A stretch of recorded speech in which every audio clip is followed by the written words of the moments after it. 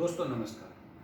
हम सब जो जीवन जीते हैं उसमें जीते जी सुख की, सुकून की, आनंद की तलाश में रहते हैं और चाहते हैं कि एक आनंदमय जीवन जिए, मरने के बाद मोक्ष की प्राप्ति हो। यही हम सब की चाहत होती है।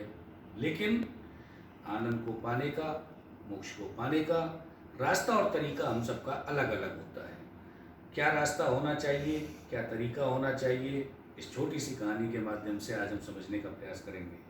आइए समझते हैं, सुनिएगा।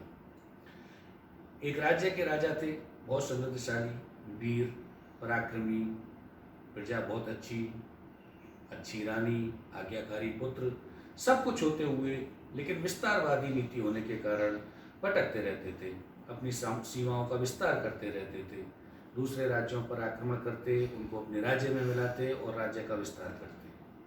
इस तरीके से एक दिन भटकते हुए एक छोटे से गांव में पहुंचे। वहां पर एक शिव मंदिर के पास एक कुमार अपने कुछ घड़ों के साथ बैठे हुए थे। बहुत सुंदर घड़े थे। राजा ने दूर से देखा, बहुत अच्छे घड़े हैं, बहुत सुंदर घड़े हैं। नज़दीक गए, जाकर कुमार से कहा कि भाई तुम ये इतने अच्छे अच्छे सुंदर घड़े बनाते हो, तो इन्हें शहर में बेचो तो तुम्हें पैसा ज़्यादा मिलेगा।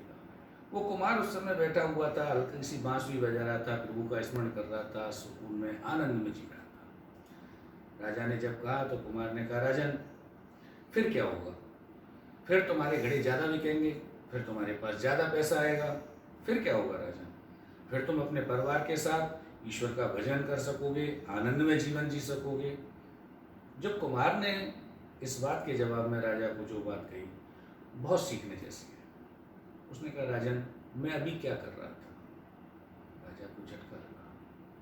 उन्होंने कहा, बिल्कुल सही बात है। अभी जिस आनंद में, जिस सुकून में, जिस संतोष में ये व्यक्ति जी रहा था, वो तो मैंने पूरे जीवन में कभी महसूस ही नहीं किया।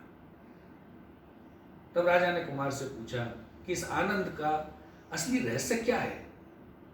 कुमार ने कहा, राजन इसका असली रहस्य है संतोष। जो हमें उपलब्ध है, जो कुछ हमारे पास है, उसमें जितनी भी अच्छी चीज़ें हैं, हम उन्हें ग्रहण करें, हम उन्हें उपयोग करें और संतोष के साथ सुख में जीवन जिएं, आनंद में जीवन जिएं। यही सही मायने में आनंद का रहस्य है।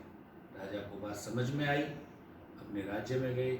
अब उन्होंने विस्तार करना बंद कर दिया। अपने राज्य की सीमाओं में जितना ज़्यादा हो सकते थे दान पुण्य करते, जितना ज़्यादा हो सकते थे प्रजा का समृद्धि में, प्रजा की खुशी में योगदान देते, कार्य करते, अपने आप को ईश्वर के भजन में लगाते और शांति के साथ सुख में जीवन जीते। सही मायने में सुख का, सुकून का, आनंद का जो रास्ता है वो संतोष है।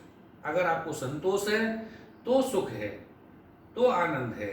अगर संतोष नहीं है तो कहीं पर सुख नहीं है। सुख कभी पैसे में नहीं है, सुख कभी समृद्धि में नहीं है, सुख कभी विस्तार में नहीं है। सुख सही में संतोष में है और मरने के बाद इसी रास्ते से मोक्ष की प्राप्ति हो सकती है। आशा है आपको ये कहानी पसंद आई होगी। अगले हफ्ते फिर एक नई कहानी के साथ हम और आप मिलेंगे। तब तक के लिए हमें आज्ञा दीजिए। नमस्कार।